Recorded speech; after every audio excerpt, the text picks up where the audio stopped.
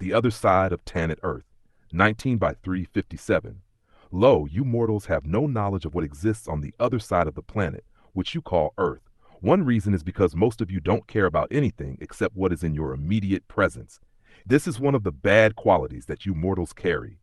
Existence in the physical body is but a flash in the life of a soul. The brevity of earthly life becomes more apparent the older a person gets. As the seeker progresses on the path of righteousness, he or she begins to realize that all of existence is a spiritual experience. The only purpose of moving in and out of physical bodies is to advance toward perfection. Death is simply another spiritual experience or phase through which the soul passes. It is also a sickness that can and will be cured. During that period of transition referred to as death, the body ceases to perform the life functions. It's sick. The physical body is of the gross earth plane, for it comes from and is composed of the elements of the earth. So the cure is also here.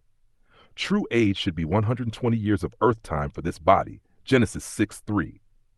Bad food, air, water, and thinking is why it ends before 120 years. Having served its purpose, it returns to the earth, but when and how one dies is the key. Even God or Yahuwah or Anu has a time, for it says each day to the Lord Yahweh is like 1,000 years. Psalm 94:2 uses the word Eleph for 1,000, and Peter's 3:8, which uses the Greek word kilioi, hili, for 1,000, and the word kurios, kyrios, for Lord or Master, and also the Quran 32:5, which uses the Syriac Arabic word alif, alif, for 1,000. So he does have time. 1,000 years is one day to God, so he has a lifespan as the beginning and the ending. The soul separates to exist on other planes. Earthly existence is but a fraction of the experience of the soul. Every person has three bodies: the physical body, the astral body, and the causal body, his or her own trinity. The physical body is also called the food sheath, for it is composed of what is eaten, and at the end of life it returns to the food cycle. The astral body is composed of the vital sheath, which contains all the energy, the mental sheath, which contains all emotions and desires, and its lifespan is 1,000 years as the Lord or Lord's Aluhum, and the intellectual sheath, which performs the functions of analyzing the thinking. The causal body is made up of the bliss sheath, for its nature is pure bliss.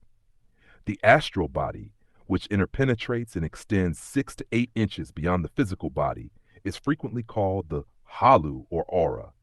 The physical body is the vehicle of the astral and causal bodies, while the soul is to incarnate on earth in order to learn the lesser.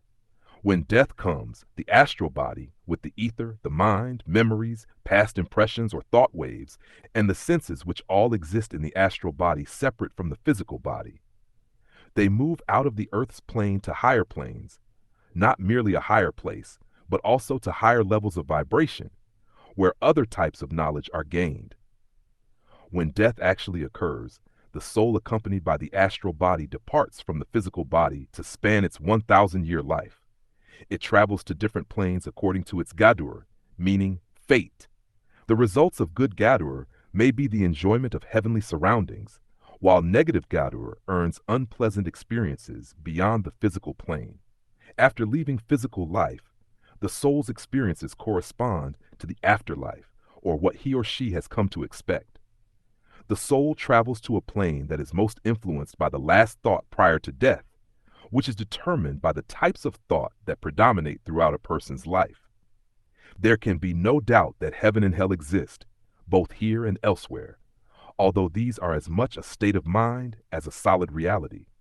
An inasite who has been selfish, greedy, or brutal in his or her dealings with others will exist on a lower plane, where they must face the memory and the Gadur effect of those deeds.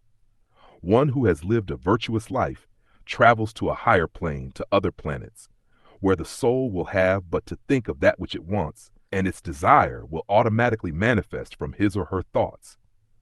But those who have transcended the idea of heaven rewards, who overstand the nature of birth and rebirth, and no longer wish to partake of the endless round of material pleasures and pains, travel to even higher planes, onto other worlds where everything is of a purer and lighter vibration. There is still pleasure, for these souls will have accumulated much agreeable Gadur.